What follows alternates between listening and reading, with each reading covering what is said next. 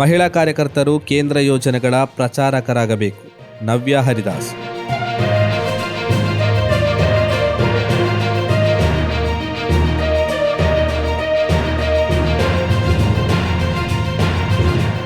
ದೇಶದ ಎಲ್ಲ ಸಾಮಾನ್ಯ ಜನರನ್ನ ಕೇಂದ್ರ ಸರ್ಕಾರದ ಯೋಜನೆಗಳ ಲಾಭಾಂಶದಾರರನ್ನಾಗಿಸುವ ಉದ್ದೇಶದಿಂದ ಬಿಜೆಪಿ ಮಹಿಳಾ ಮೋರ್ಚಾ ಕಾರ್ಯಕರ್ತರು ಮುನ್ನಡೆದುಕೊಳ್ಳಬೇಕು ಹಾಗೂ ಕೇಂದ್ರ ಯೋಜನೆಗಳ ಪ್ರಚಾರಕರಾಗಬೇಕು ಎಂದು ಮಹಿಳಾ ಮೋರ್ಚಾ ರಾಜ್ಯಾಧ್ಯಕ್ಷೆ ನವ್ಯ ಹರಿದಾಸ್ ಹೇಳಿದರು. ಮಹಿಳಾ ಮೋರ್ಚಾ ಕಾಸರಗೋಡು ಜಿಲ್ಲಾ ಸಮಿತಿ ಆಯೋಜಿಸಿದ್ದ ಮಹಿಳಾ ಸಂಗಮವನ್ನು ಉದ್ಘಾಟಿಸಿ ಅವರು ಮಾತನಾಡಿದರು. ಚುನಾವಣೆಗಳಲ್ಲಿ ಮಹಿಳೆಯರಿಗೆ ಅತಿ ಹೆಚ್ಚು ಸ್ಥಾನಗಳನ್ನು ನೀಡುವ ಪಕ್ಷ ಬಿಜೆಪಿ ಎಂದು ಅವರು ಹೇಳಿದರು. ಮಹಿಳಾ ಸಬಲೀಕರಣವನ್ನು ಕೇವಲ ಮಾತಿನಲ್ಲಿ ಮಾತ್ರವಲ್ಲ, ಕಾರ್ಯರೂಪದಲ್ಲೂ ಜಾರಿಗೆ ತಂದಿರುವ ಪಕ್ಷವೇ ಬಿಜೆಪಿ ಎಂದು ನವ್ಯ ಹರಿದಾಸ್ ತಿಳಿಸಿದರು.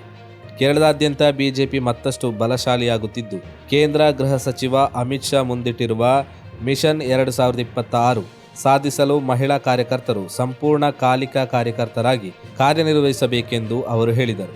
ಸ್ಥಳೀಯ ಸಂಸ್ಥೆಗಳ ಚುನಾವಣೆಗಳಲ್ಲಿ ಸ್ಪರ್ಧಿಸಿದ್ದ ಎಲ್ಲ ಮಹಿಳಾ ಅಭ್ಯರ್ಥಿಗಳನ್ನು ಬಿಜೆಪಿ ಕಾಸರಗೋಡು ಜಿಲ್ಲಾ ಅಧ್ಯಕ್ಷೆ ಎಂಎಲ್ ಅಶ್ವಿನಿ ಶಾಲು ಹೊದಿಸಿ ಗೌರವಿಸಿದರು. ಕಾರ್ಯಕ್ರಮದ ಮಹಿಳಾ ಮೋರ್ಚಾ ಜಿಲ್ಲಾ ಅಧ್ಯಕ್ಷೆ ಕೆಎಸ್ ರಮಣಿ ಅಧ್ಯಕ್ಷತೆ ವಹಿಸಿದರು.